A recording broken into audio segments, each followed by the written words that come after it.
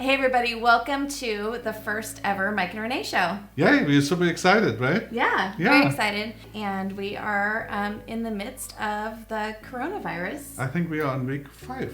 Week 5 Yes, of the coronavirus. exactly. So we thought this would be a good time to just launch into a video series and just have some fun with you guys and share some fun facts, some out and about, so we'll be around town sometimes. And today we're going to kick it off though with Mike's favorite thing, which is Numbers. a market update. Yeah, it's numbers. Okay. So let's jump in, yeah? Yeah. Okay, so we prepared the numbers, and what we want to do to start out is comparing the 3 counties that we work in, which is Sacramento, El Dorado, and of course Placer County. right. And right now, to start out, we want to compare this month of March. Those are the latest numbers that are available to us right now, with the numbers of March of last year. So 2020 compared to 2019 to see how we're doing year over year. And obviously, since we don't have a full month of COVID-19 yet, the numbers in April should probably look a little bit different than what we're going to report today. Yes. So let's compare El Dorado, Sacramento, and Placer counties combined. We in fact had, for March 2020, believe it or not, 2,696 active listings, which is down actually 24% from last year. Not surprisingly, last year we had 3,566.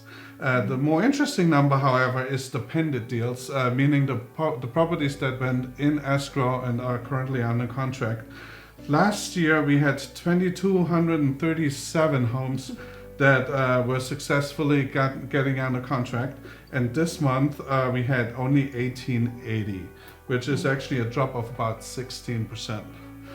What does that mean for us as moving forward, really, depending on numbers? I mean, definitely we're seeing fewer deals come together right now, which is not surprising since we are on shelter in place here in California. However, I think that it'll be interesting to see what happens. A lot of the questions that we're getting are about, are we going to see prices drop? And I think that with inventory decreasing, that's not super likely, because we need to see a lot more inventory. It's just supply and demand, right? So if we don't have a big, huge supply, then we probably won't see prices decrease, at least not substantially. We're seeing some price adjustments for sure. And the solds, I mean, that'll catch up too, but...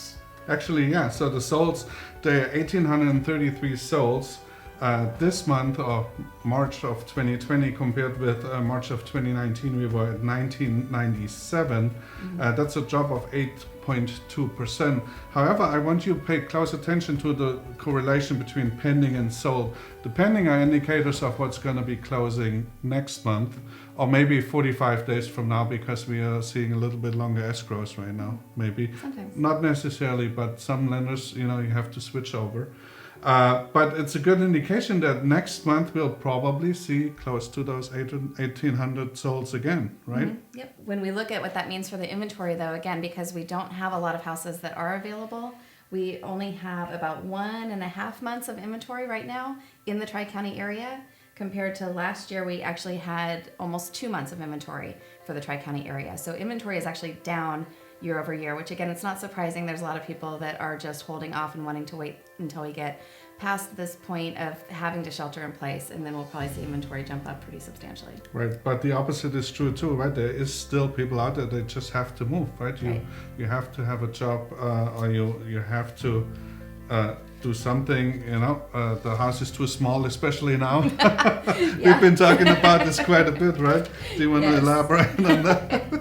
Well, yeah, if you're finding in this, quarantine environment that your house is too small, definitely feel free to give us a call. We are actually out and very carefully showing people houses, and, we've got our COVID kits that we're using with booties and gloves and wipes, and we're asking people to bring their own masks, of course, because there's a shortage of those, and so we're being very careful. But we definitely have people that are relocating to our area that have to be here for jobs. We have people that have to downsize because they may have lost jobs. So there's still a lot of good Right. I mean, it's not all good activity, but there's a lot of activity in the market, and I think that's important for people to know too. I would say the same thing.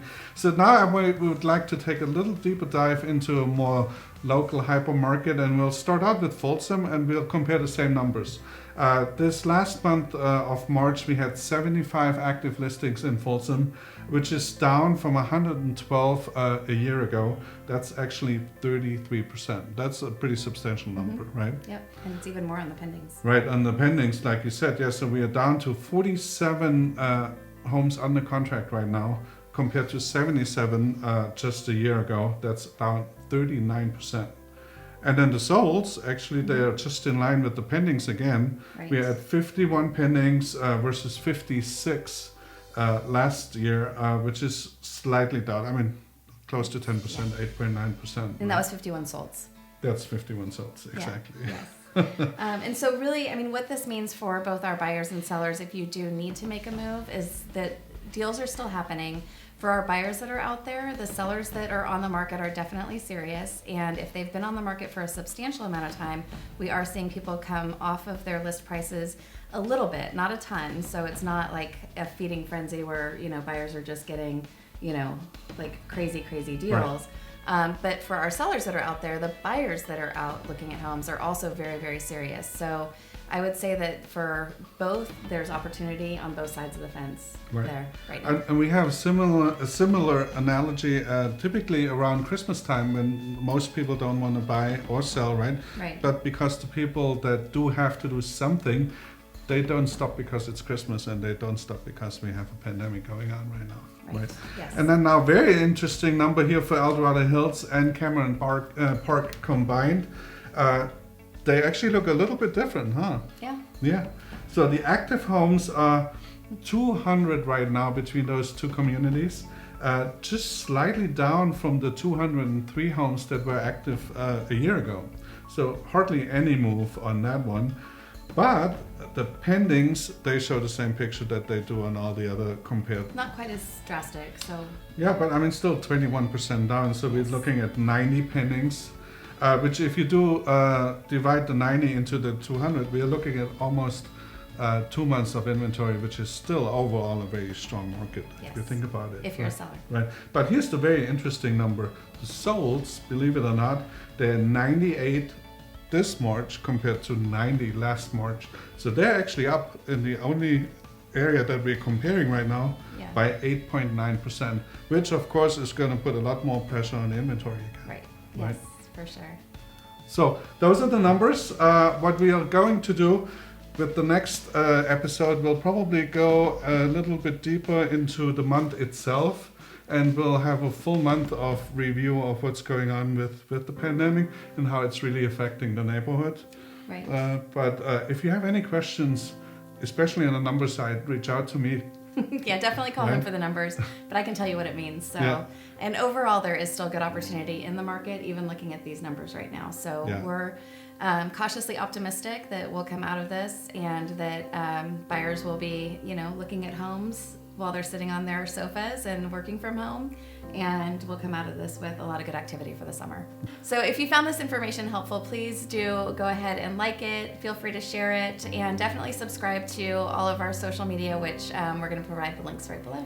Yeah, thank you so much. Thanks for tuning in. That was the first episode. First episode. Yay. Yeah. Oh, just as a side note, so here's a PS. I haven't talked to Mike about this yet, so maybe this will get cut. We'll see. I think, so we're going to do a What's for Dinner part of this Maic and Renee show, and I think we're going to do some giveaways. So wherever we get takeout from, my intention is to buy a gift card from that restaurant and then do a giveaway as people are commenting, liking, and sharing our posts on Instagram and Facebook. So stay tuned for that, and we'll have more details coming soon in the next few days. Well, I could get on board with that. Okay, good. Okay, good. Everybody, Thanks, guys. Take care. Bye. Bye.